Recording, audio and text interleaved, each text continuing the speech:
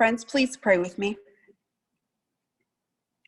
Lord, may the words of my mouth and the meditation of all of our hearts be acceptable to you, O Lord, our strength and our Redeemer. Amen. So this morning, we're continuing in our series of sermons simply entitled Hope.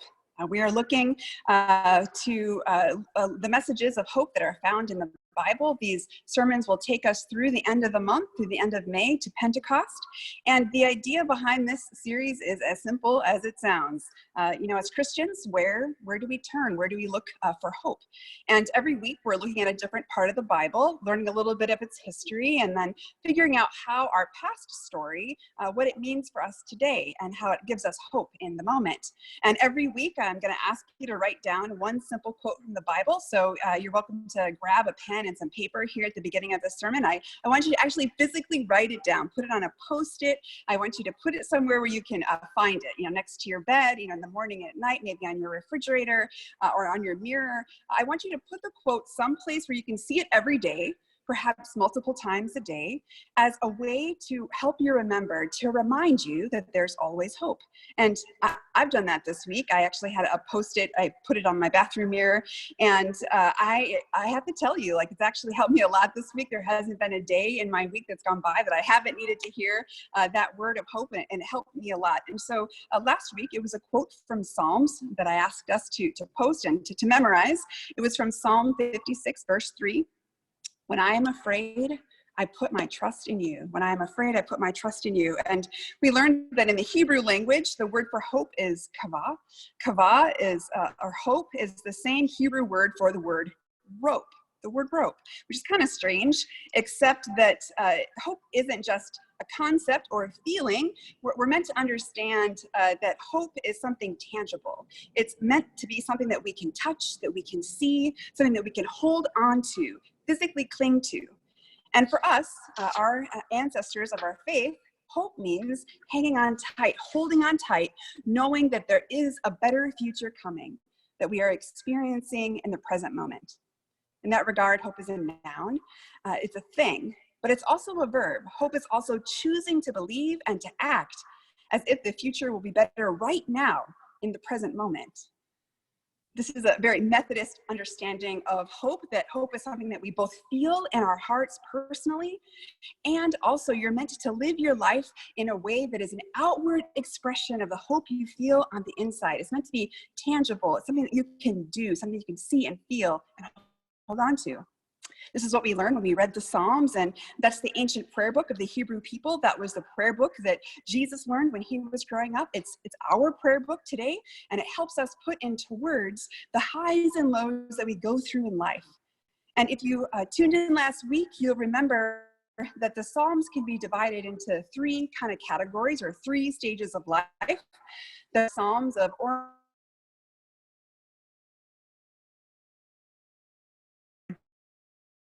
well. And the second kind is the Psalms of disorientation, when we feel like our lives or the world around us is falling apart. And then there are the Psalms of reorientation, those times when we might find ourselves at our lowest point. We remember and we start to return to hope and to faith in God once more. And so this week we're turning to the prophets. The prophets are writing mostly during a season of reorientation. They're preaching and ministering to a people going through some kind of natural disaster. So sometimes that was a flood or an earthquake or a pandemic, like we're experiencing today. Or a lot of times it was a national disaster like poverty or injustice or war. And the prophets are an amazing book for us to turn to when we feel like our lives have been turned upside down. The prophet's words can help give us great hope. And here's why. I want you to imagine, kind of take yourself back to 605 BC, 605 BC, 2,500 years before Christ, and the kingdom of Israel has been divided into two kingdoms, and all that's left is a tiny little sliver of land in the southern region called Judah, the kingdom of Judah. And just to give you a mental picture of how small Judah was at the time, we could fit almost 30 kingdoms of Judah within the state of Illinois. So it's like taking the state of Illinois, dividing it into 30 pieces. Judah is that small. And this small little kingdom is surrounded by huge powers at the time. To the south, there's Egypt, and the Egyptian empire was 50 times bigger than Judah. To the east was Babylon, the Babylonian Empire, which was 80 times larger than Judah. And Judah was this tiny little land bridge that connects the entire continent of Africa with the entire continent of Asia. And so there are epic battles over who controls this tiny trade route, this tiny piece of land. And so Judah, the Israelite people, they're stuck between these two superpowers of their day. First, they're attacked from the south by Egypt, and then they're attacked from the west from the east by the Babylonians. And so there's a point at which the story really comes to a climax in the Old Testament, in the book of the prophets.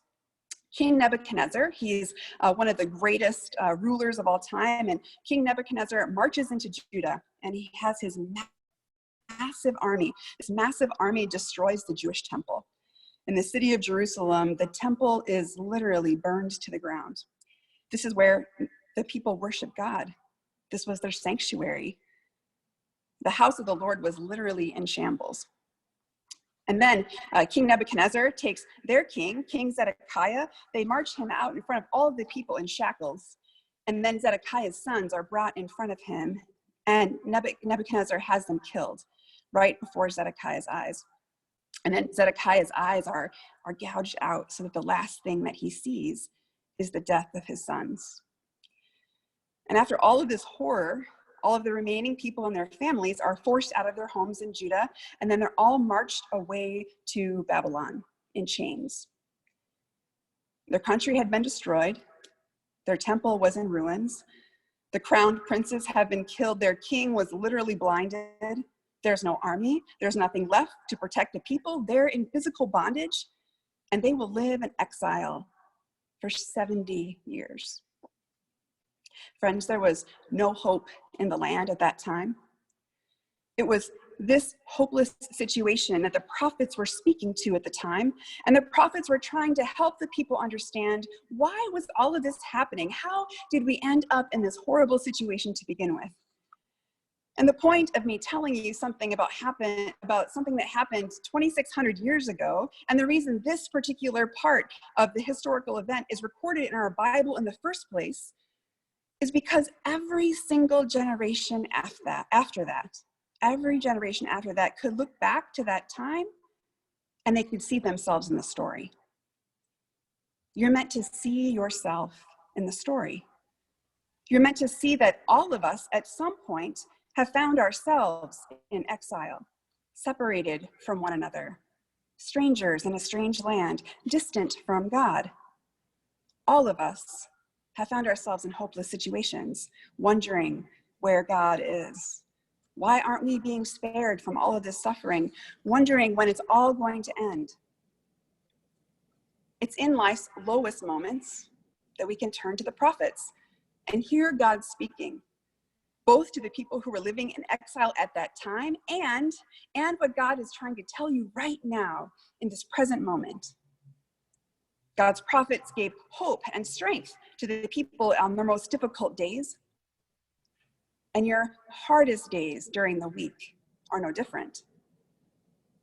The same word that God spoke to the prophets to give them hope is the same words of hope that God is speaking to you and to me today. So there's Daniel. Daniel is living in Babylon, and he refuses to pray to their king. Daniel will only pray to his God Yahweh. So the Babylonian king puts Daniel into the lion's den to be eaten alive. Like, that sounds horrifying, right? That was a literal event that happened, horrifying. And yet Daniel holds fast to his faith. He puts his trust in God. And what he finds is that the lions are suddenly not hungry. So when you feel that fear all around you, go and read Daniel, because there will be days that you will feel like that you are in the lion's den.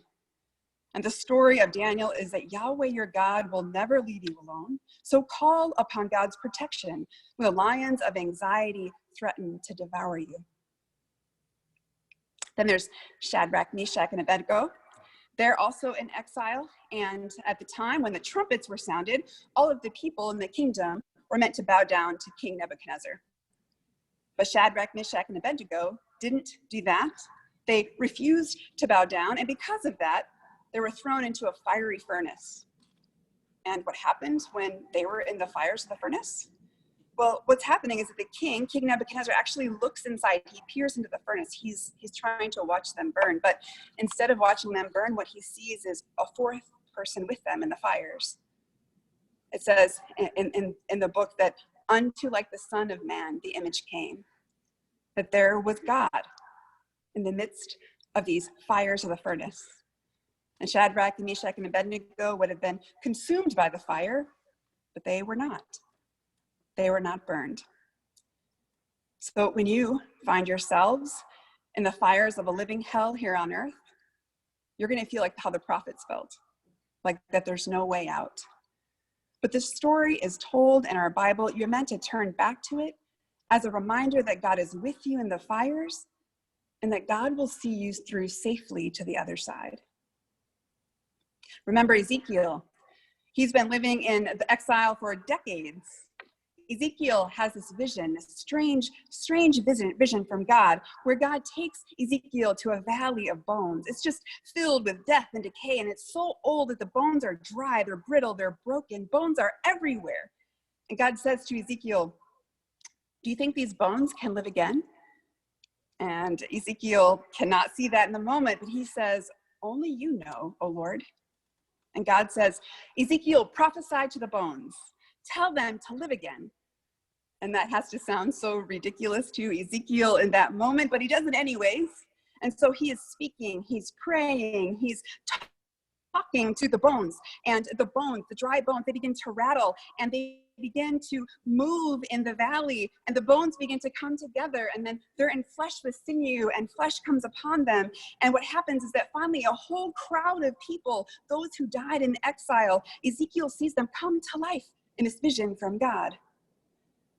Ezekiel has no idea what to do with this story. So God tells Ezekiel, God says, these bones are the people of Israel. They say, our bones are dried up and our hope is gone. We are cut off.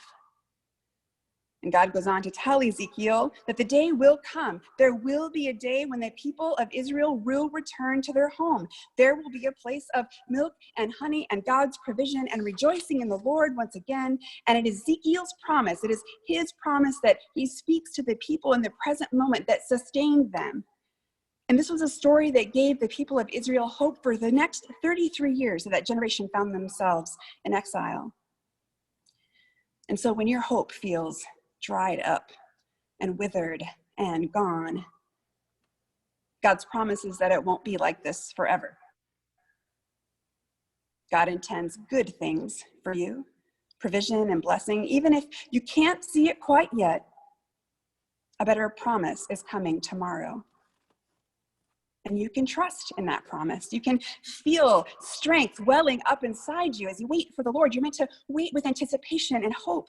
And so I want you to remember that on your toughest days this week, when one more minute in a Zoom meeting feels like one more minute of life, when you are bored out of your mind, where even Netflix isn't entertaining anymore, when you don't think that you can handle the pressures of kids and school and work, and all the help you had before is gone, when you've enjoyed the sunshine and walked outside all that you can walk, I want you to turn to the prophets. And this is the passage that I want you to write down today. Grab your pen and paper, write it down, physically write it down and leave it where you can see it. And you're meant to repeat these words to yourself once a day, every day, whenever you need them. You pray them over and over again until you feel them in your bones. It comes from the prophet Isaiah. You heard it read by Dale. It's from Isaiah chapter 40, verse 31. Those who wait for the Lord will renew their strength. They will mount up with wings like eagles. They will run and not be weary. They will walk and not faint. I'll read it again. Those who wait for the Lord will renew their strength. They will mount up with wings like eagles. They will run and not be weary. They will walk faint. Friends, I close simply reminding you that the words that the prophets had spoke to the people at that time are living reminders of God's promise today, and they're meant to speak to you now. Thanks be to God for the prophets and this day. In the name of Jesus.